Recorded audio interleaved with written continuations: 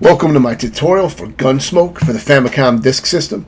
This game took me around 32 minutes to beat with 1cc, never going out to the continue screen. And I had played the arcade version, which was fucking brutal back in 2018. I beat that version, which took me around 25 hours to beat. And that version was fucking insane, and I will post a link to my tutorial for that version in the description.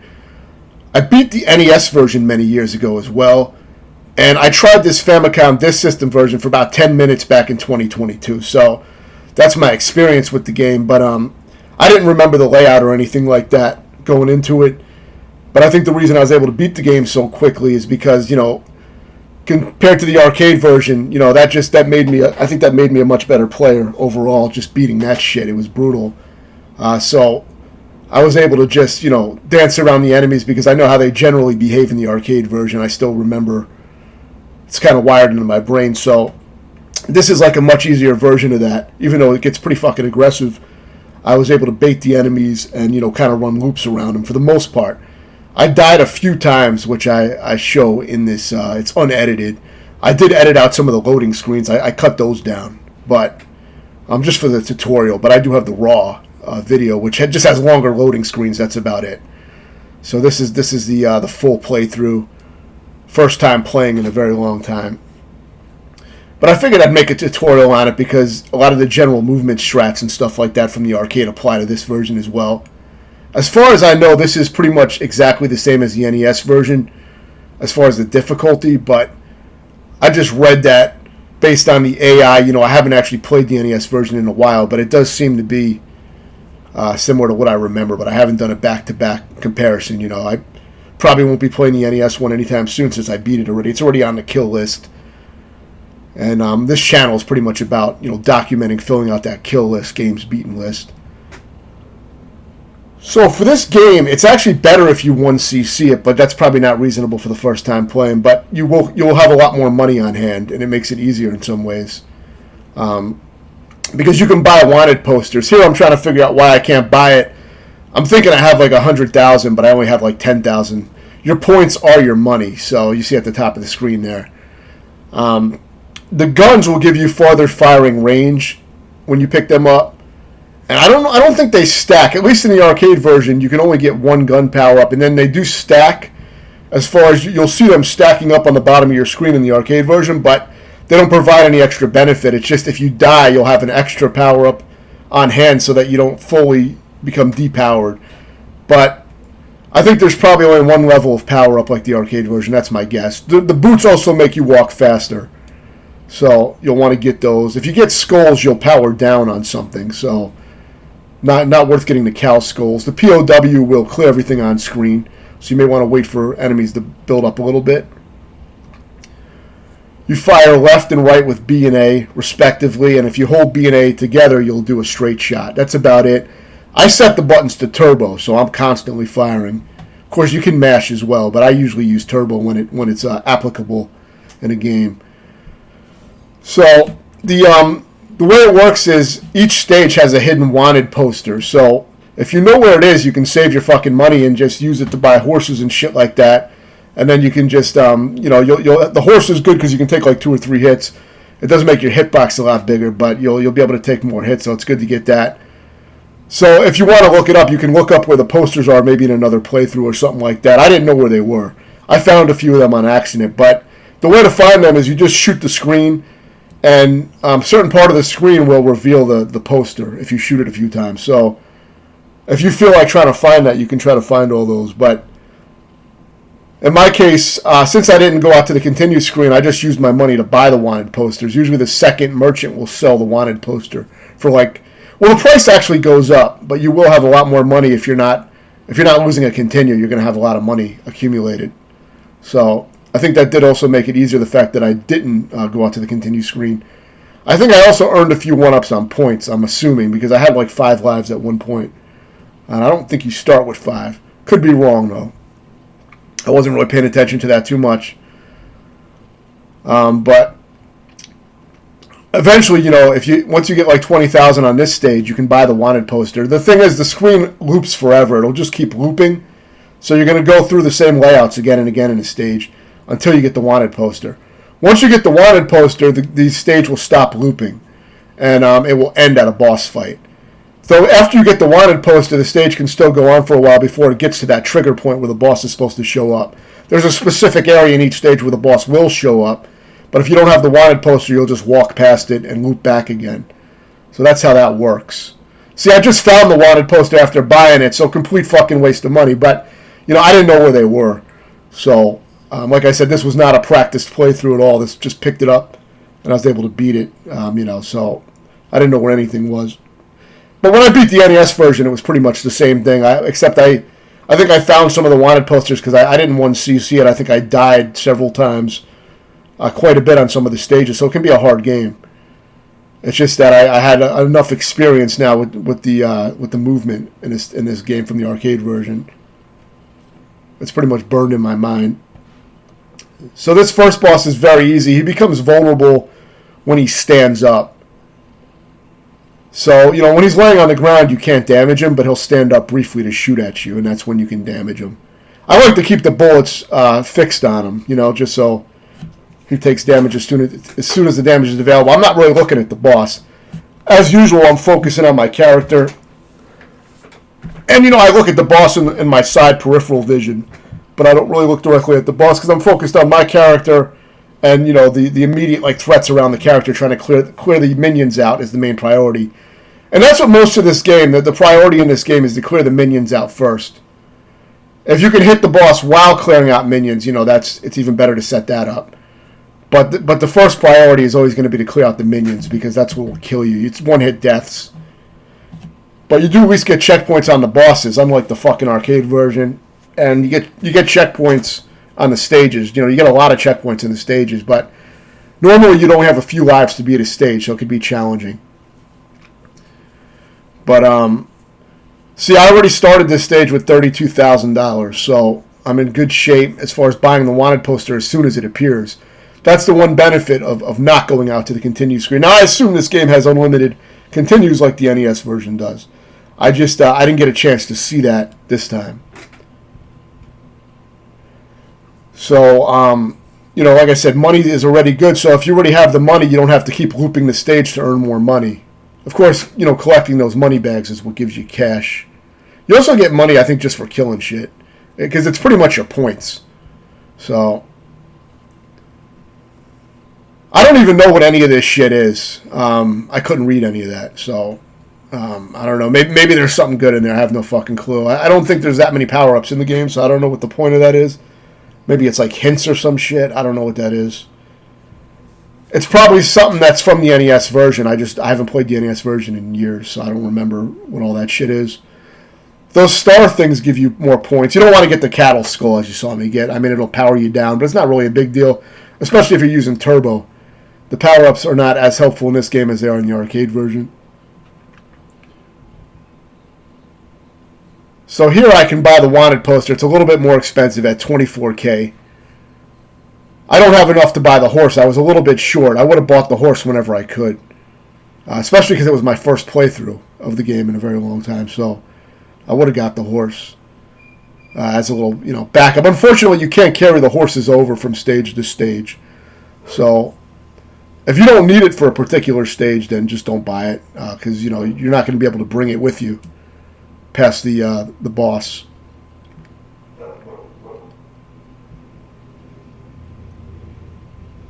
So yeah, since I already bought the wanted poster, the stage is just going to go until its natural end, and then the boss will appear.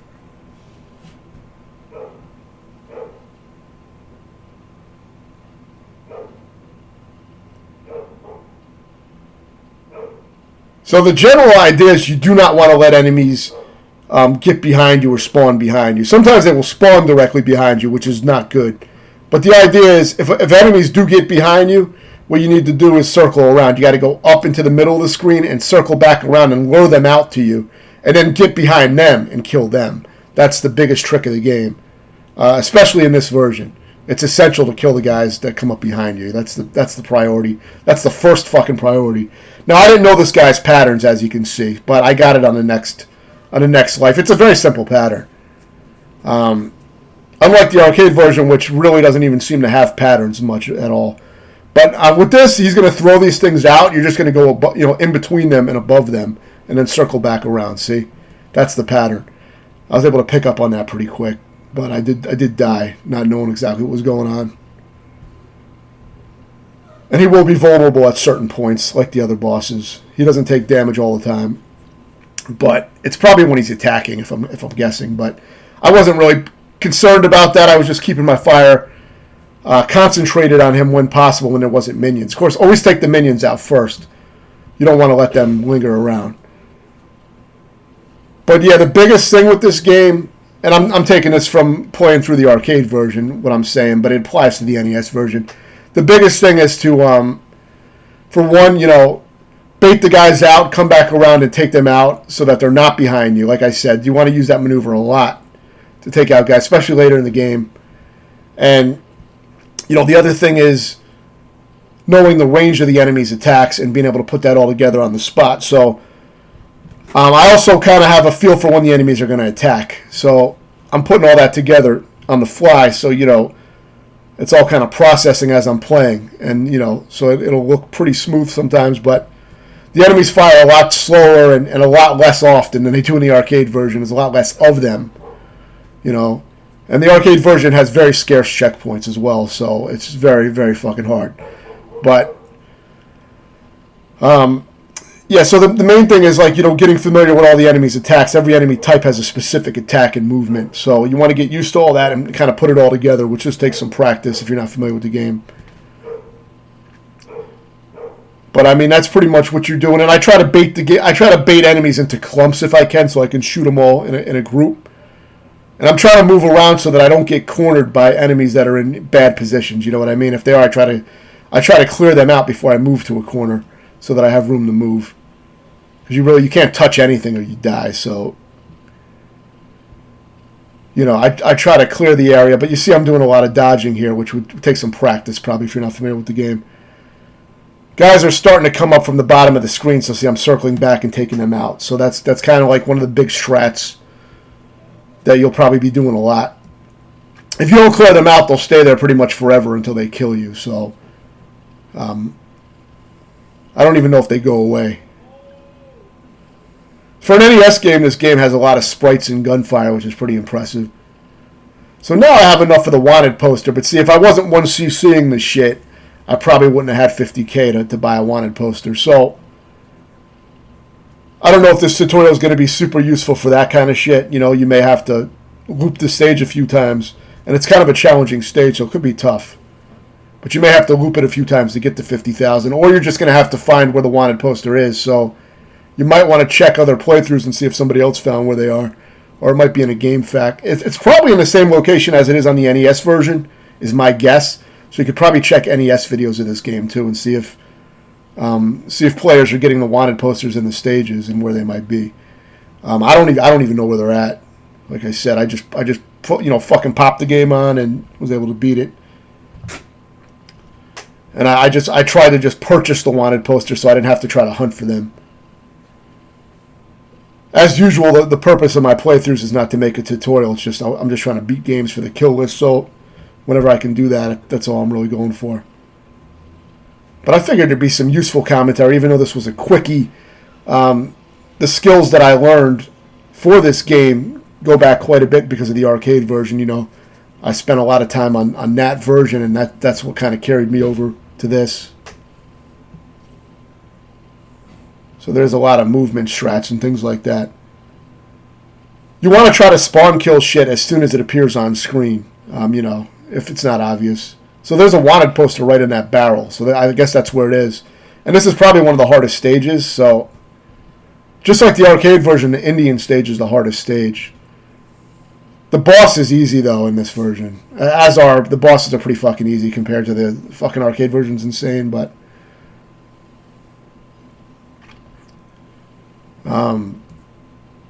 yeah, basically you want to spawn kill shit as soon as it appears, though, so...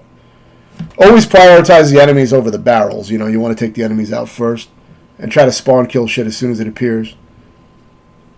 I'm trying to hit shit as soon as I see it on screen, pretty much.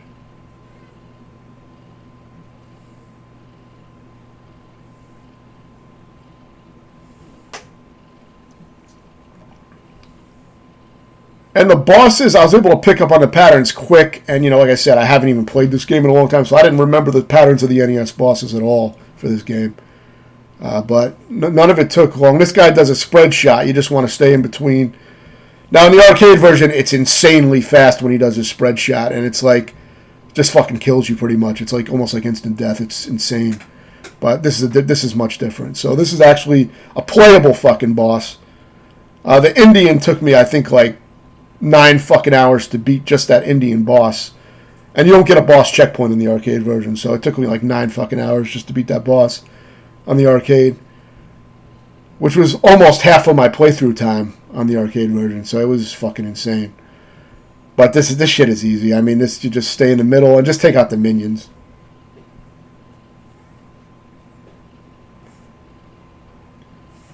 There is a lot of disc switching in the Famicom disc version. The loading screens are a little bit longer than what I show here. I pause the game sometimes to shake out my hands because they start to go fucking numb. But I didn't pause it for too long, so I just left it in. But yeah, this game is all about crowd control. That's pretty much like the main thing in this game. And you can see here that I already have like $62,000 starting the stage. So I probably got more than enough to get the wanted poster already. So that's the benefit. If you don't feel like looking for the posters, then you could just try to 1cc the game, you know. But as for a tutorial, I don't know if that's the best, if that's the strat that I would recommend for players beating it for the first time. But if you do it, it will make things go smoother, you know what I mean, if you're able to. So the enemies start really ganging up at the bottom of the screen as you get later into the game. It gets pretty aggressive. There's a lot of close incidences, you know, and a few deaths. But I was able to get around the enemies, as you see, and take them out. You know, I think because I got used to the bullet speed of the arcade version and shit, you know, of course, when you slow that down, it makes it way more manageable. So it feels easy. You know, just from playing that fucking version, it makes, you know, it's kind of like when you play like something on a super hard difficulty and then set it to the easiest mode. You know, you can pretty much do it effortlessly at that point. But I got cornered sometimes. I got pretty close to losing lives on some of the stages.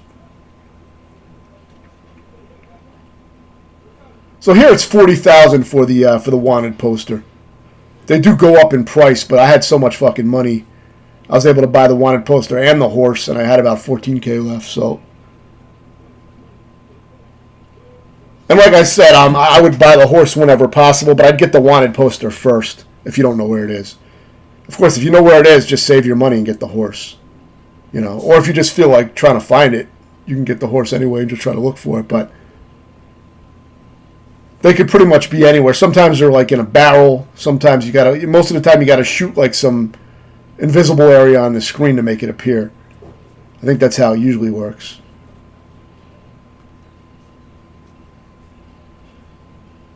I don't even remember what a lot of the bosses were, but when I see them, I kind of remember what I had to do. But they went by quick.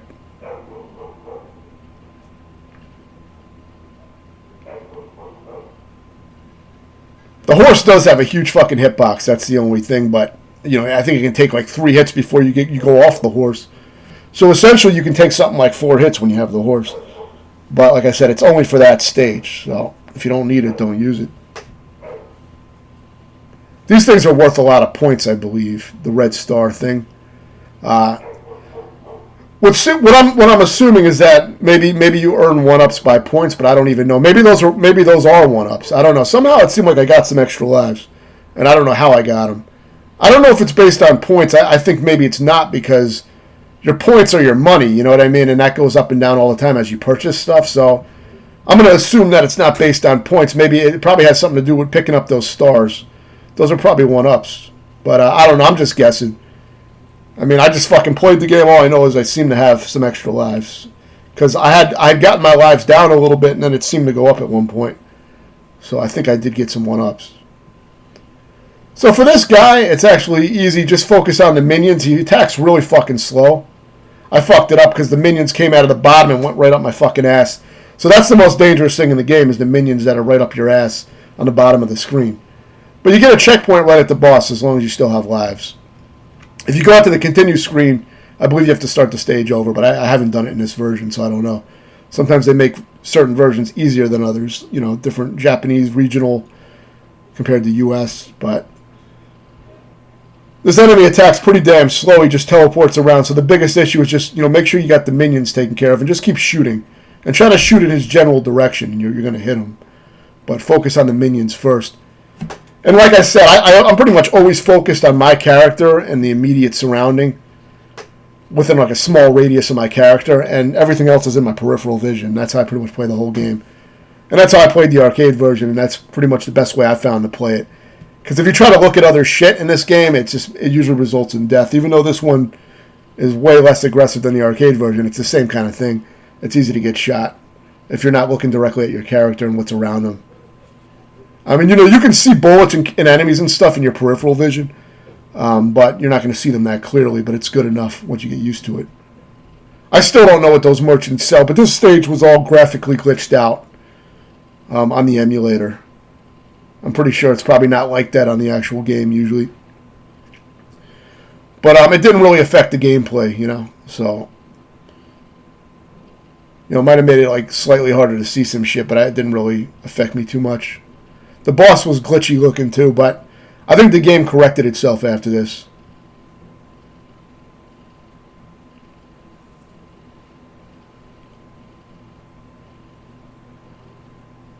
It's really similar crowd control at this point. It's just that I think the enemies coming from the bottom of the screen get more aggressive on certain stages, but... So you'll just have to get good at trying to bait them out and moving around them, basically, is what you want to do. Like, see, all these 4 green enemies came out of the bottom. That's really dangerous. But if you go up in the middle of the screen a little bit to the right or to the left and bait them out, you know, and then you just go around and shoot them in the back. And that's like one of the big strats. Aside from the other little things that I mentioned that you want to put together as you're playing, you want to put all those things together, which could take some practice. So the poster's $40,000. I guess it peaks at $40K. Maybe, I don't know if they get more expensive than that. But I had more than enough money since, you know, I'm still on my same set of lives. But there's times when I buy the wanted poster and then I find it really quickly after I purchased it. So, like I said, if I would have known that, I wouldn't have bought it. So you can pay attention to some of those locations and just, you know, when you play the game, you can just get it that way. Because otherwise, like I said, you'll just keep playing the stage infinitely until you get it. The wanted poster is what spawns the boss on his little boss area of the stage. So if he doesn't appear, you just walk past the boss area and you just loop the stage again. I think this game also loops after you beat it. I don't know if it's harder on the second loop or how that works, but I did get the end credits. I just edited that out. For the tutorial, I like to be a little bit, you know, shorter, more brief, and not waste too much time. So I edit out stuff like the endings and loading screens and shit like that. I left the deaths in, though, because I wanted to show how the 1cc run went and where the checkpoints were, things like that. And, you know, I didn't die that much, so it didn't waste too much time. But yeah, you see this glitched out boss, which doesn't really affect the gameplay too much. I guess, I mean, maybe it's a little harder to see when he becomes open, but, I mean, I just keep firing at the boss. I don't really look for their openings. I just keep shooting at the boss. I think he becomes kind of red in this glitch. Like, the glitch gets all red and shit, and that's when he's open, I think, but it doesn't really matter. Like, if I'm not clearing out minions, I'm immediately firing on the boss. So whenever he becomes open, he'll get hit.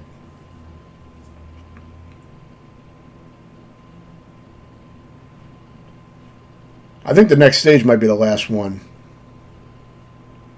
It's the only stage you got to fight 2 bosses in a row, which is different than the arcade version, where there's like 3 bosses on the screen at once in the arcade version. But in this version, you fight 2 final bosses one at a time. So it's a little challenging, a little tense, but it's one of the harder parts of this game. But I think I may have died once on it.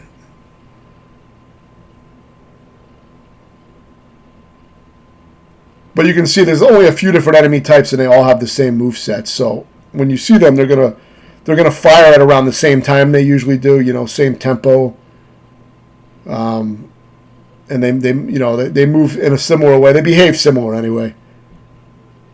In the NES version, I think it's really easy to memorize the spawns and shit of the enemies. In the arcade version, it almost feels kind of random to me a lot of times with how the enemies spawn. It's extremely difficult to adapt to, but you pretty much, for me, I pretty much had to beat the game by reaction alone. And some planning in the moment as well, some quick planning of being a few steps ahead, but I'll definitely link that in the description. You can check out the arcade playthrough and see how much more wild it was. But of course, it's edited, so you're only seeing the successful attempts. The deaths are edited out.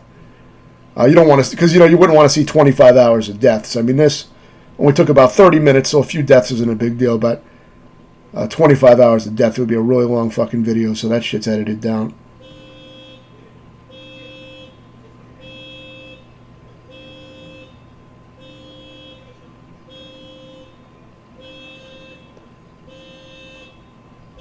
But yeah, I mean, money is actually really good, so like no issue with getting the wanted poster. The guys that jump, they take a few bullets to take down, but they're super easy. So yeah, so the final wanted poster is like $60K. So yeah, I do remember that. So it's expensive, but it ain't bad. I mean, if you haven't died, you should have more than enough money. But I didn't have enough for the little horse and shit, so these parts get a little tricky. The enemies really start coming out of the bottom of the screen, so you gotta be prepared for that.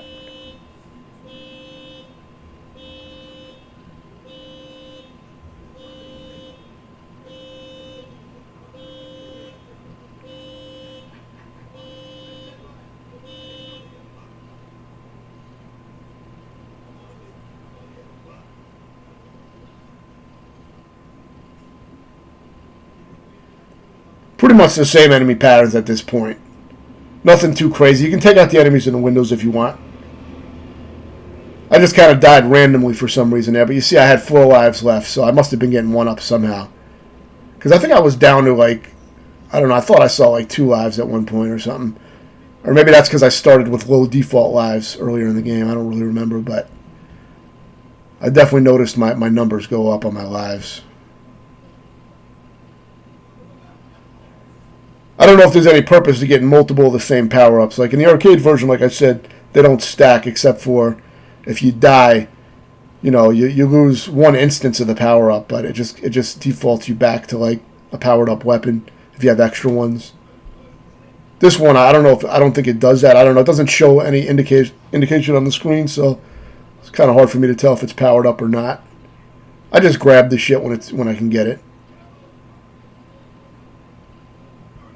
You can see it's getting a little wild here, though. This stage is definitely harder, I think. This and the Indian stage are probably the hardest ones.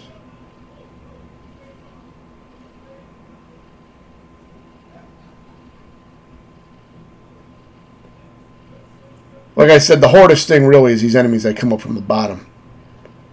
And really the only way to deal with them is to try to lure them out. Maybe sometimes they leave. Like in the arcade version, they don't seem to ever leave. It's like if you don't fucking kill them, it's like they'll follow you for the whole fucking stage, pretty much, I think. I mean, that's what it felt like.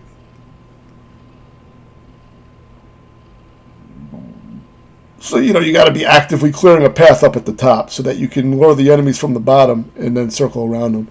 So here's the final boss. There's 2 of them.